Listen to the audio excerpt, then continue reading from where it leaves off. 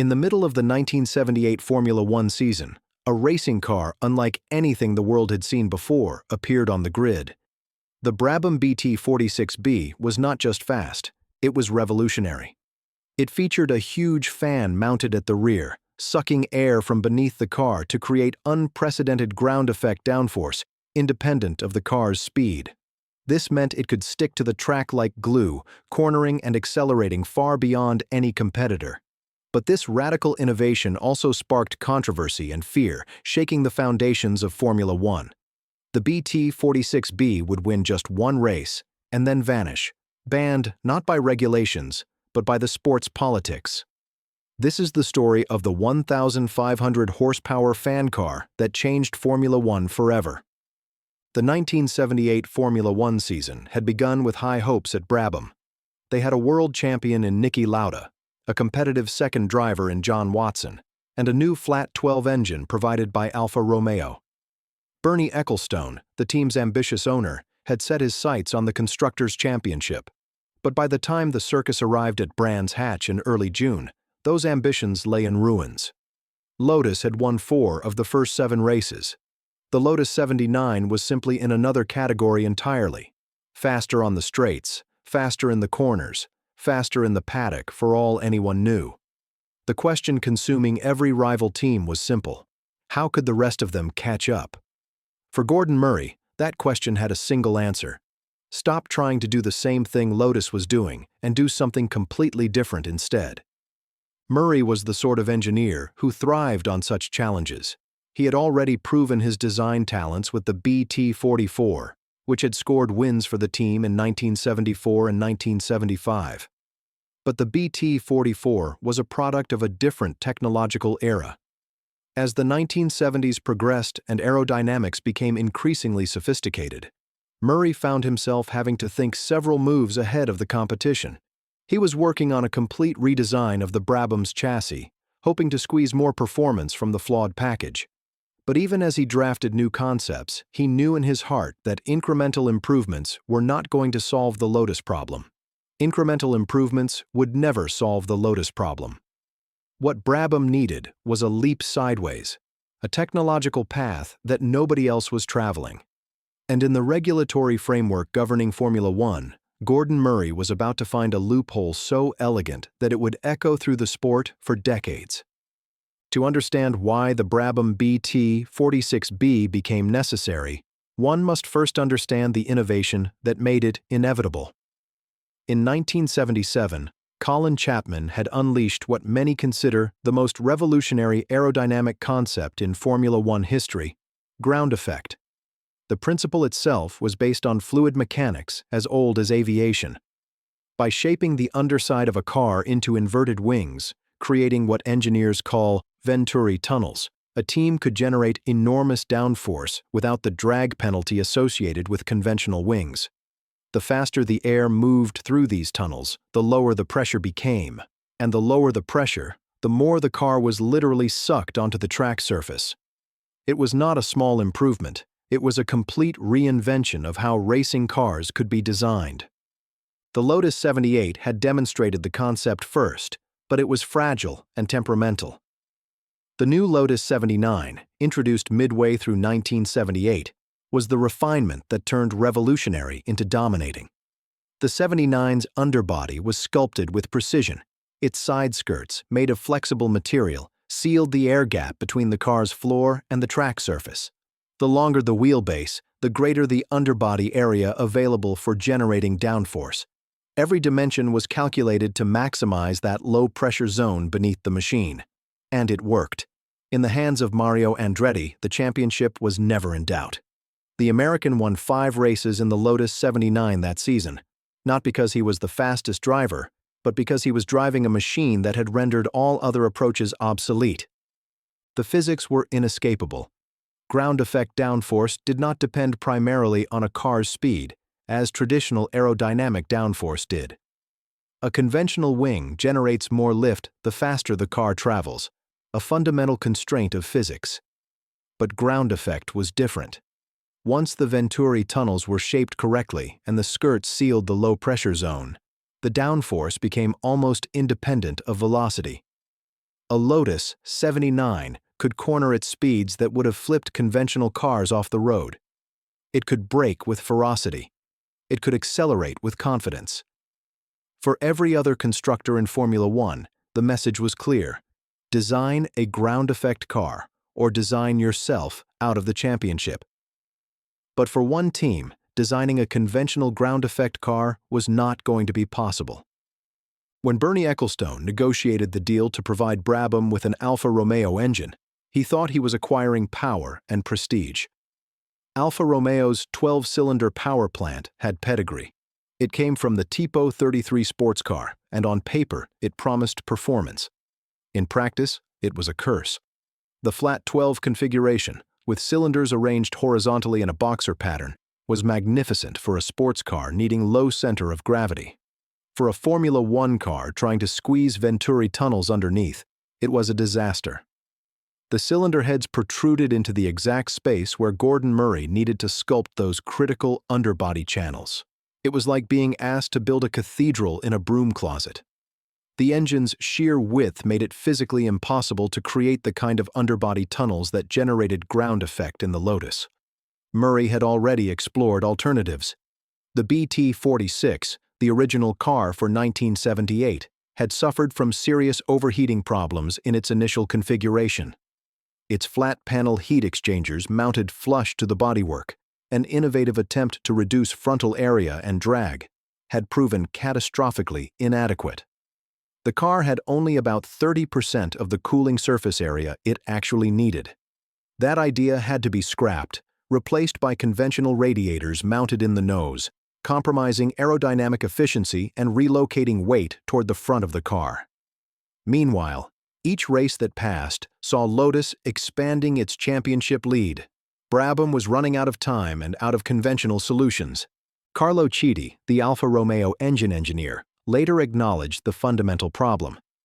Since it was impossible to create a ground effect vehicle because of the boxer engine, he produced the idea of posterior ventilation, which guaranteed the same physical advantages as the Lotus.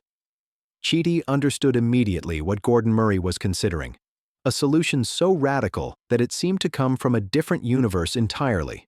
The regulations said that aerodynamic devices had to remain stationary and fixed to the car. But what if an aerodynamic benefit was not the primary function of the device? What if the primary function was something else, something innocuous, something the rules specifically allowed? That was the question that would lead Gordon Murray to dig through the regulatory framework and find the loophole that would change everything. 8 years before Gordon Murray stood in the Brabham factory pondering radical solutions, a legendary Can-Am racing car had already demonstrated the principle. The Chaparral 2J, designed by Jim Hall and his team, was a machine that seemed to violate the very laws of physics that governed racing.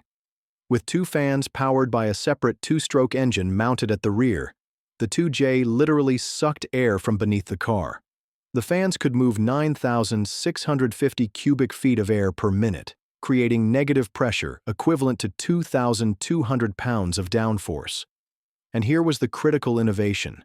This downforce was generated independent of the car's velocity. Whether traveling at 40 miles per hour or 200 miles per hour, the 2J maintained the same crushing force pressing it against the track. The Chaparral 2J was so revolutionary that it could have rewritten the history of motorsport.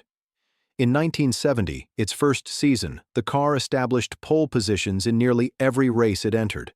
But it also established something else: precedent for how quickly the racing community would move to eliminate any technology that threatened the established order. Competitors immediately protested that the fans constituted movable aerodynamic devices, violating regulations. The protests became so vehement that the FIA, under pressure from other teams, particularly McLaren, which had been dominating Can-Am before the 2J appeared, banned the configuration at season's end. The 2J started in only 3 races and never won a single one. Yet its one-year existence proved a concept that would echo through the decades: that active downforce generation was possible, and that it was terrifying to everyone else. When Gordon Murray looked at the Chaparral 2J, he did not see a failed experiment. He saw a vindication of principle. The 2J had been faster than everything else, It had been banned not on technical grounds, but on political grounds. Murray understood this history intimately. He also understood that there might be a way to introduce similar technology to Formula One while satisfying the letter of the regulations, even if not their spirit. The question became, could he design a fan-driven downforce system whose primary function was cooling, something explicitly allowed under the rules, while letting the secondary function be generating ground effect? The regulations were written by lawyers and engineers trying to prevent competitive advantage through moving parts. But what if the moving part had a legitimate, non-aerodynamic primary purpose? What if the numbers, measured by the FIA themselves, proved it? By early June 1978, Gordon Murray had the solution. He had studied the regulations, specifically Article 3.7 on aerodynamic devices, with meticulous care. The regulation stated that anything whose primary function was aerodynamic must remain stationary. But what did primary function mean? Murray consulted a lawyer friend who posed a simple question. How many functions does this device have? If it has two functions, then the primary function is the one accounting for more than 50% of the device's influence. The legal logic was impeccable. If Murray could design a fan that dedicated more than half its air throughput to cooling the engine and radiator, with the remaining air extraction serving to generate downforce beneath the car, then the device's primary function was cooling, not aerodynamics. The downforce would be incidental. The engineering challenge was formidable, but Murray attacked it with characteristic brilliance. The fan was mounted at the rear of the car, positioned above the gearbox. It was driven not by an auxiliary engine like the Chaparrals, which would have been immediately illegal, but by the car's main Alfa Romeo engine through the lower shaft of the gearbox. The size was substantial. A large, vertically mounted fan designed to suck air from beneath the car and expel it at the rear. Unlike conventional downforce, which required the car to move fast to be effective, this fan-generated downforce would be constant, speed-independent, and utterly devastating. Murray's calculations on the downforce numbers were so astronomical that he had to recalculate them, convinced he had made an error. He had not. But the fan's design posed its own challenges. The propeller blades shattered during testing at Balaco, Alfa Romeo's proving ground. The blades needed to be constructed from magnesium instead of the materials Murray had initially specified. The flexible side skirts, essentially the same technology Lotus was using to seal the underbody, required reinforcement at the bottom to withstand the enormous suction forces and prevent premature wear. And then there was the problem of monitoring. How would the drivers know if the seal had been lost? How would they know if one of the skirts had been damaged and was no longer sealing properly? Murray's solution was characteristically ingenious. He descended on a local scrapyard and extracted an altimeter from a decommissioned aircraft. An altimeter, at its essence, measures pressure differential, the static pressure at a given altitude compared to the dynamic pressure.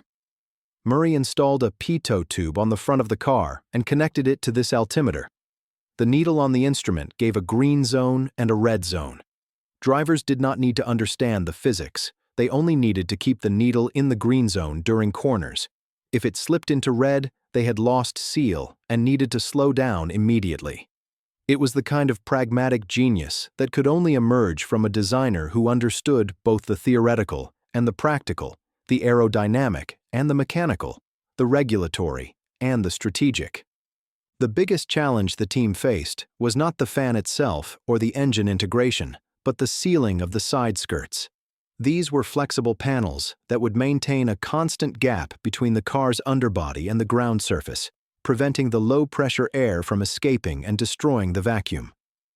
But achieving this seal while operating at Formula One speeds was a delicate engineering balancing act of the highest order. If the spring tension on the skirts was too strong, the sacrificial wearing strips on the bottom would erode completely before the race was finished, leaving the team with lost downforce and a severely compromised car. If the tension was too loose, the massive suction forces from the fan would lift the skirts away from the track surface, breaking the seal and nullifying the entire concept. Murray and his team spent weeks testing and practicing with these skirts at Brands Hatch and at Balaco. They had to find the exact spring rate that would allow the skirts to wear uniformly while maintaining an impeccable seal. The wearing strips were sacrificial by design, consumable elements that would be destroyed during the race, sacrificing themselves to maintain the pressure differential. It was a calculated trade-off: lose the sacrificial strips, preserve the system. But there was a hidden danger in this design that only became apparent through experience. If the seal was compromised, if the skirt was damaged during the race without the drivers immediately knowing, they would enter a corner at their normal speed, but without the extraordinary downforce they had been relying on. At speeds optimized for ground effect, losing that suddenly could mean 30 miles per hour, too much velocity for the corner. The car would simply continue straight, exiting the track and likely the race. This was where the altimeter-based monitoring system became absolutely critical. The team had to train the drivers extensively on how to interpret the pressure readings. The altimeter was not displaying altitude. It was displaying the pressure differential that indicated the effectiveness of the seal. In a green zone, the downforce was full and reliable. In a red zone, the drivers needed to immediately back off. It was one of the most sophisticated onboard diagnostic systems in racing at that time, a piece of aircraft equipment repurposed for a completely different application. The telemetry systems used in modern Formula One would not exist for many years. This altimeter was the team's only real-time feedback mechanism. And yet, for all its sophistication, it was ultimately an indication of how crude the system was, as Murray himself would later acknowledge. The BT-46B worked, but it worked through a series of clever compromises and careful engineering rather than through fundamental elegance. The propeller design itself went through multiple iterations. The initial design shattered under the centrifugal loads at full engine speed. The magnesium replacement worked better but required precise specifications on blade thickness and pitch angle. The fan had to generate enough suction to create the downforce, but not so much that it would tear the skirts off the car or create dangerous pressure differentials. And then there was the public relations problem. The photographers could see the fan, and if they could see the fan, everyone would know that Brabham had brought something revolutionary. The team's solution was simple and brilliantly absurd. They found a dustbin lid that fit perfectly over the rear of the car, completely obscuring the fan from view.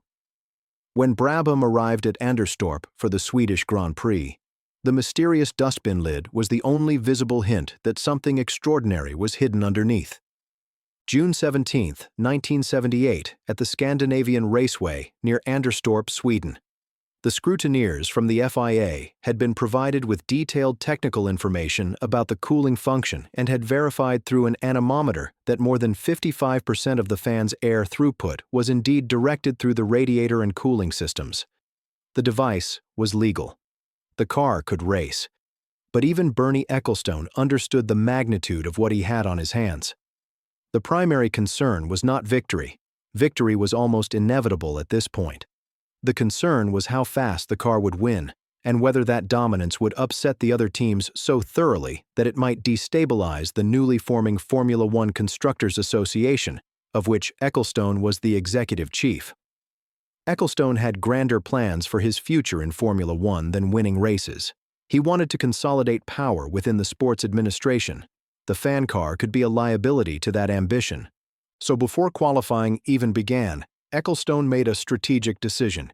He ordered Niki Lauda and John Watson to qualify on full fuel tanks, tanks that would weigh down the car and compromise its qualifying performance. He ordered them to use the hardest available tire compound. And he ordered them to deliberately underdrive, to deliberately not showcase the full potential of the machine. It was a calculated act of subterfuge, designed to minimize the shock of what the car could actually do. Despite these deliberate handicaps, Watson still managed to qualify second on the grid, with Lauda sharing the front row. Pole position went to Mario Andretti in the Lotus 79, with Ronnie Peterson alongside in the other Lotus. The handicaps had worked. The fan car's true speed remained a mystery, buried beneath the disguise of full fuel and understated driving. On race day, with lighter fuel loads and the freedom to drive flat out, The reality of the BT-46B's performance became immediately apparent. The race developed into an epic two-car duel between Andretti's Lotus and Lauda's Brabham. Andretti managed to hold the lead initially, but Lauda, with his superior ground effect downforce, gradually closed the gap. The Lotus was faster on the straights, as conventional aerodynamics would predict. But the Brabham was faster everywhere else, in the corners, in acceleration, in traction, everywhere it mattered. Lap by lap, Lauda applied pressure. Lap by lap, the performance gap became more obvious. On lap 19, Andretti made a critical driving error, a slight moment of lost concentration. Lauda seized the opportunity, executed a brilliant passing maneuver, and moved into the lead. Andretti tried to respond, tried to fight back, but his Lotus simply did not have the mechanical grip that Lauda's fan car generated. Then disaster struck for Andretti. Jean-Pierre Jabouille's Renault began leaking oil onto the track. Suddenly the circuit became a lottery for grip. Most of the other drivers were scrambling, struggling to find traction on the contaminated surface. But Lauda in the Brabham simply applied more throttle and let the fan do what it was designed to do: generate downforce independent of the track surface's frictional properties.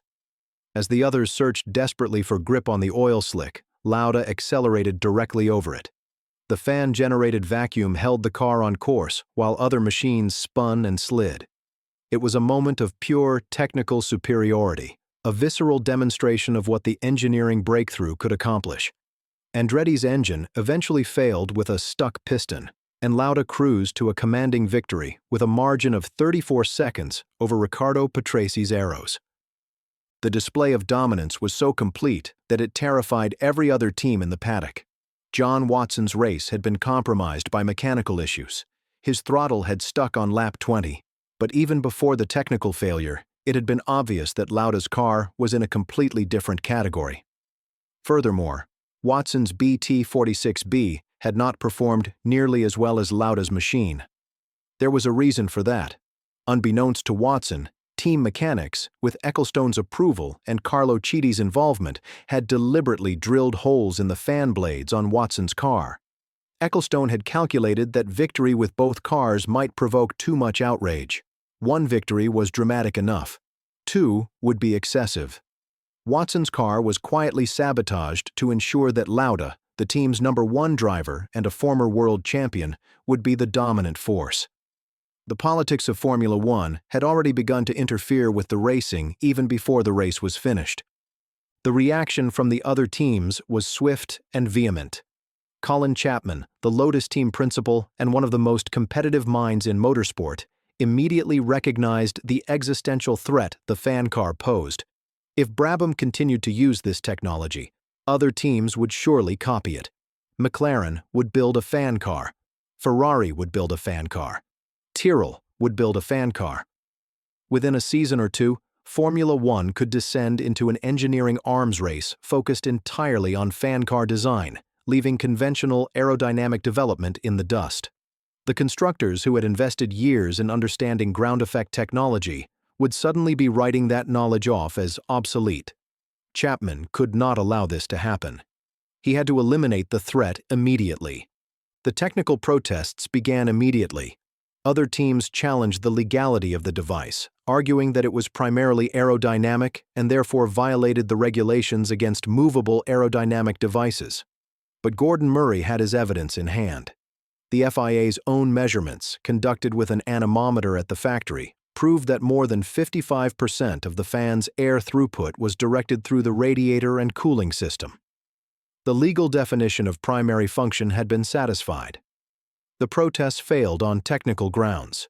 Chapman and the other team principals needed a different strategy, so they pivoted to a safety argument.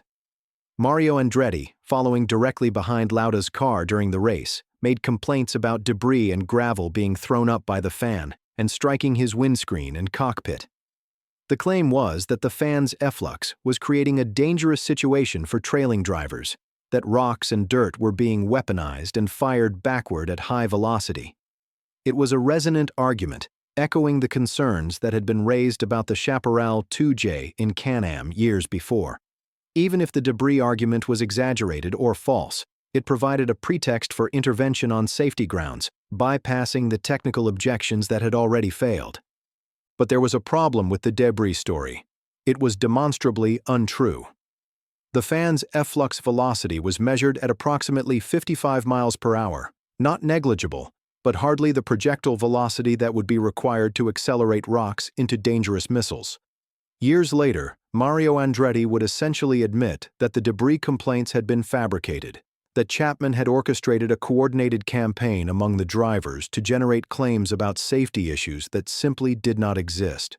The goal was not to address a genuine safety concern, but to create a pretext for banning the technology through political pressure. Chapman was not afraid of the Brabham BT46B as a car. He was afraid of it as a precedent. He was afraid of what other designers might do once they understood that ground effect could be generated through active means rather than passive aerodynamic design. The political pressure on Bernie Ecclestone became intense. The other constructors began making veiled threats. If Ecclestone did not withdraw the fan car, if he continued to use this technology, they would collectively withdraw from the Formula One Constructors Association. They would refuse to participate in the governance structures that Ecclestone was working to consolidate. They would sabotage his authority and undermine his position before it had even been fully established. Ecclestone was at a critical juncture in his career. He had designs on Formula One far grander than winning individual races or even championships. He wanted to control the sport itself, to become the central power broker in all its commercial and administrative affairs. That ambition required the cooperation and tacit approval of the other team owners. He could not afford to be seen as a rogue actor, someone who played by his own rules and ignored the collective will of the sport's power structure. So Ecclestone made a calculation. He went to Gordon Murray and explained the situation. Yes, they could keep racing the fan car. Yes, the car was legal and would remain legal for the rest of the season, as the FIA had explicitly stated in their letter. Yes, they would almost certainly win every remaining race of the season. But the political cost of that victory, the alienation of other team owners, the destabilization of FOCA, the establishment of himself as an untrustworthy actor in Formula One politics, was unacceptable to his larger ambitions. He asked Murray to withdraw the car. Murray protested. From a competitive and engineering standpoint, the decision made no sense. But Bernie Ecclestone was playing a different game, playing for stakes that extended far beyond the 1978 season. This is the critical detail that has been misrepresented in countless accounts of the fan car's history. The car was never banned by the FIA. It was never prohibited by regulation. It was never removed from competition by technical violation. The car was voluntarily withdrawn by Brabham, by Bernie Ecclestone's direct order, even though it remained completely legal to race. The CSI, the Commission Sportive Internationale that governed technical regulations, had explicitly stated in writing that the car was legal and could be used for the remainder of the season. But the car never raced again. That 1978 Swedish Grand Prix at Anderstorp became its one and only Formula One appearance, a single race, a crushing victory, and then retirement into legend. It was a decision that Murray would later describe with evident frustration. Ecclestone was working on getting his foothold in the Formula One Constructors Association and launching himself towards what he's doing now, Murray said in an interview decades later, referring to Ecclestone's eventual consolidation of complete control over Formula One's commercial and administrative structures. The fan car had to die not because it was unsafe or illegal, but because its continued existence threatened more important goals. History would vindicate Ecclestone's calculus. By withdrawing the fan car, by demonstrating that he could manage the other teams and maintain harmony within FOCA, Ecclestone strengthened his position. Within years, he would become the commercial chief executive of Formula One. He would remain in that role until 2017. The political victory of 1978 was worth far more than any racing victory could have been. The Brabham BT46B vanished from racing, but its legacy never died. The concept proved that ground effect could be generated through active mechanical means, rather than passive aerodynamic sculpting. It demonstrated the extraordinary potential of fan-assisted downforce and showed that speed-independent grip enhancement was theoretically possible and practically achievable. The car's one race, its perfect record of 100% in victories, gave it a mythical status in motorsport history. What if Brabham had continued? What if other teams had copied the concept? Would Formula One have evolved in a completely different direction? Would the sport have developed into something unrecognizable, with fan cars battling it out for supremacy? These hypothetical questions still captivate racing enthusiasts nearly 50 years later. In the immediate aftermath of the fan car's withdrawal, the FIA worked to close the regulatory loophole. Rules were tightened to explicitly prevent the use of fan-assisted aerodynamics. For decades, active aerodynamics were forbidden in Formula One. The sport developed within the constraints of fixed aerodynamic surfaces, until very recently, that is. In 2026, Formula One will introduce a new generation of regulations that explicitly permit active aerodynamics. Movable front and rear wings will be allowed, activated by electronic systems, to optimize aerodynamic balance between corners and straights. The contemporary motivation is entirely different, pursuing efficiency targets and reducing drag to meet fuel consumption goals rather than generating raw downforce. But the principle that had been deemed too dangerous and too destabilizing for Formula One in 1978 is now being reintroduced as a solution to modern racing's technical challenges. Gordon Murray himself would continue to be fascinated by fan-assisted aerodynamics throughout his career. When he designed the legendary McLaren F1 supercar in the 1990s, he incorporated small fans into the design, not to generate dramatic ground effect, but to help with boundary layer control.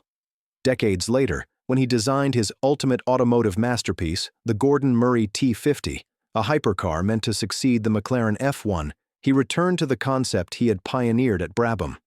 The T50 featured a sophisticated rear-mounted fan that could be adjusted through multiple aerodynamic modes, generating dramatic increases in downforce for track use while reducing drag on the highway. The BT46B had been ahead of its time in 1978. Murray had proven the principle worked. Modern technology would eventually make it practical, safe, and regulatory compliant. The fan car's influence echoed through the decades, waiting for the moment when the sport would finally be ready to embrace what Gordon Murray had discovered in 1978, that the most elegant solution to generating grip is sometimes not to sculpt the air over the car, but to extract the air beneath it. The Brabham BT46B remains one of motorsport's greatest what-ifs, a machine that changed Formula One not through years of dominance, but through a single, perfect race. Proof that sometimes in racing, one brilliant flash can light up the entire sport and alter its future forever.